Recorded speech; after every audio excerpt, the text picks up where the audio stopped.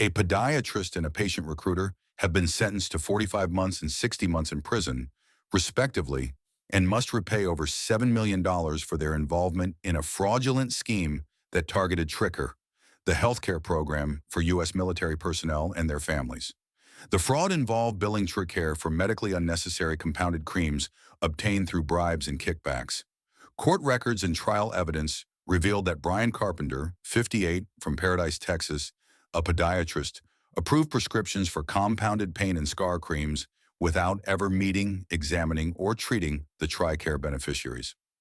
Jerry Lee Horilak, 71, from Lake Worth, Texas, recruited Carpenter to sign off on these prescriptions and persuaded TRICARE beneficiaries to accept the unnecessary medications. Between November 2014 and January 2017, Carpenter, Horilak, and their co-conspirators worked with a Fort Worth-based pharmacy to fraudulently bill TRICARE approximately $8.5 million. Trial evidence included pre-signed, backdated prescriptions, allowing the pharmacy to alter orders later to maximize reimbursements. The prescriptions Carpenter issued contained unlimited refills and included false addresses for the beneficiaries. In April 2023, a jury in the Northern District of Texas found Carpenter and Horilak guilty of conspiracy to commit healthcare fraud and 6 counts of healthcare fraud.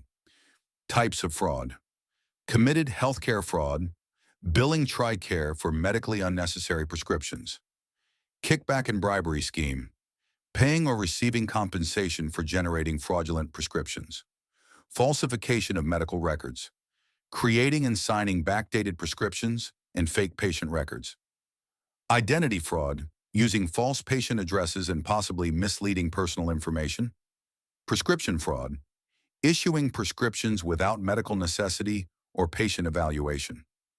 How to detect this type of fraud: unusual billing patterns. High-volume prescriptions for compounded creams from the same provider may indicate fraudulent activity.